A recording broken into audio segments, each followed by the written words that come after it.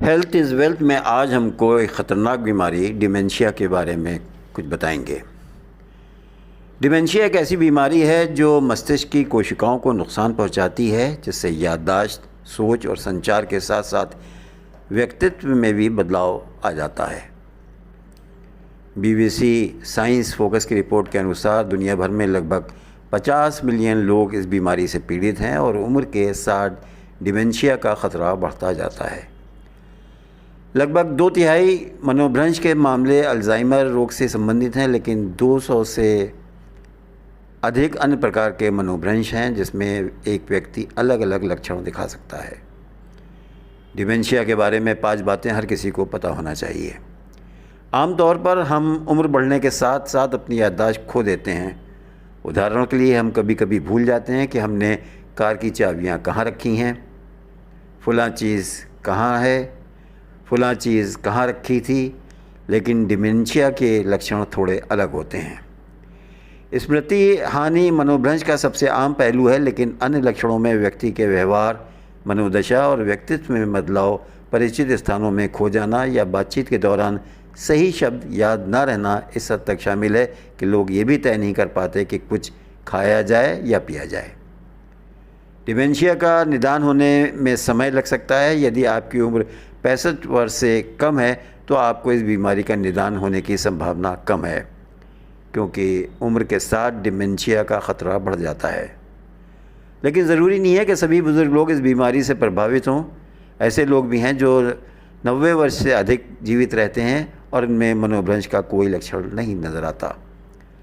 रोग विभिन्न प्रकार के होते हैं। प्रसिद्ध लेखक टेरी प्रिचेट डिमेंशिया के एक दुर्लभ रूप से पीड़ित थे जिसे पोस्टीरियर कॉर्टिकल एट्रोफी कहा जाता है, एक ऐसी बीमारी जो उनके मस्तिष्क के पिछले हिस्से के बाहरी हिस्सों को प्रभावित करती थी। ये अल्जाइमर का एक उप प्रकार है। ये दवाओं के कारण हो सकता है। कभी कभी मनोभ्रंश विभिन्न प्रकार की दवाएं लेने के कारण हो सकता है जो मस्तिष्क में न्यूरोट्रांसमीटर को प्रभावित करती हैं, जैसे नींद की गोलियां। मनोभ्रंश का क्या कारण है? मस्तिष्क की कोशिकाएं, न्यूरॉन्स को नुकसान और बढ़ती उम्र में डिमेंशिया का ख़तरा बढ़ जाता है। लेकिन डिमेंशिया से पीड़ित लोगों में मस्तिष्क में न्यूरॉन्स को कई गुना अधिक नुकसान होता है, जिसके बाद लक्षण दिखाई देने लगते हैं।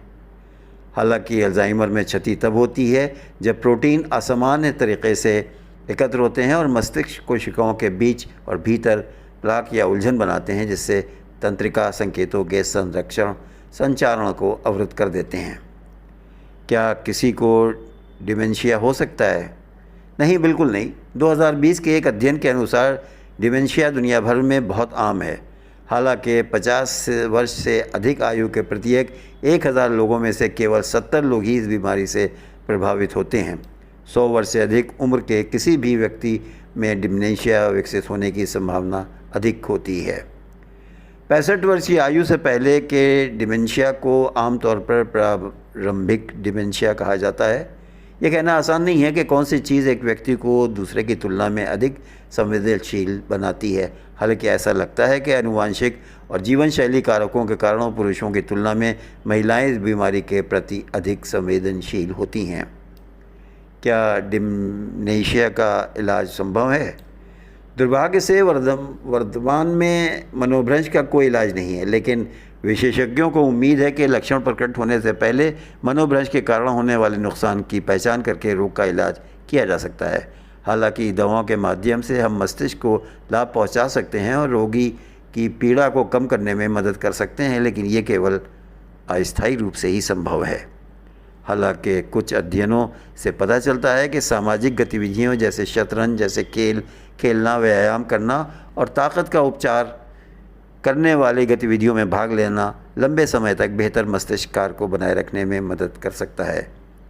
लेकिन जब बीमारी का अंतिम चरण हो तो कई गतिविधियां मानसिक तनाव का कारण भी बन सकती हैं। आप हमारा चैनल लाइक, शेयर और सब्सक्राइब ज़रूर करें। धन्यवाद।